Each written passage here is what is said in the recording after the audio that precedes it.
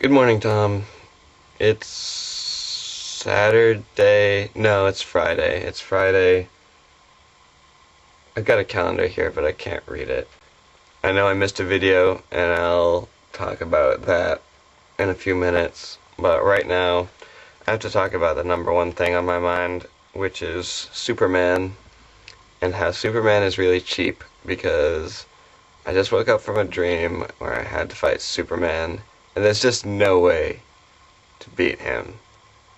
Alright, so Superman. He's got pretty much the widest variety of superpowers of any superhero, and he can go really fast like Flash, and he has heat vision, I guess, like Cyclops, and he's got X-ray vision, and I don't know, a lot of powers from his eyes. I think he has like radioactive vision too. Kind of like Godzilla had a lot of different breaths.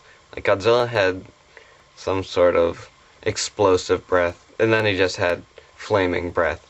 But I think Godzilla's mouth and Superman's eyes are some widely powered parts of bodies. Anyway, Superman is really cheap because he was just born with all these powers, and yeah, he's the last survivor of his planet. No, wait, he's not. Is Superboy different from Superman, or is Superboy just a young Superman?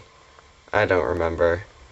But there's also Superwoman, or Supergirl, if they're the same or different people. So he's not the last surviving member of his race. He's also too muscly.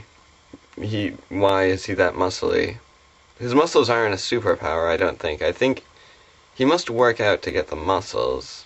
Either that or just being on the planet gives him muscles. Isn't his origins like being in this solar system gives him his superpowers? What is with that? Just being alive is what gives him his superpowers. And you can't kill him without kryptonite, which is a piece of his own planet, I think. That is disturbing to me, because how many pieces of kryptonite could have possibly fallen to Earth? If he fell in a spaceship to Earth, or he was flown, like in a rocket, and it went really fast, is obviously light years away or something. They had advanced technology. How did pieces of the planet which exploded with the sun, or like melted, how did they get to Earth around the same time? They should have been like light years after he arrived, because I guess maybe they were propelled in the same direction. I don't know. Wait. He would have to be launched in a rocket exactly opposite from the sun, and then when the sun exploded and the planet shattered, all the pieces would have to go in the same direction. I don't know. I just think it's highly unlikely that his planet, any pieces of his planet, would have fallen to Earth. And I've been talking for 3 minutes. Okay, I'm gonna cut that down. Alright, but now on to apologies. I did not make a video for the 13th, and that was because of a lack of a computer. I did record a video on that morning, and I think by doing that I held up my end of the bargain, and I'll just post both of those today, because I'm going to drive all the way back to Boston and put these on the internets. I don't like having only one computer that puts up good videos. It's troublesome.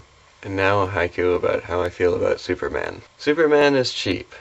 Cheap, cheap, cheap, cheap, cheap, cheap. Ah, why is he so cheap?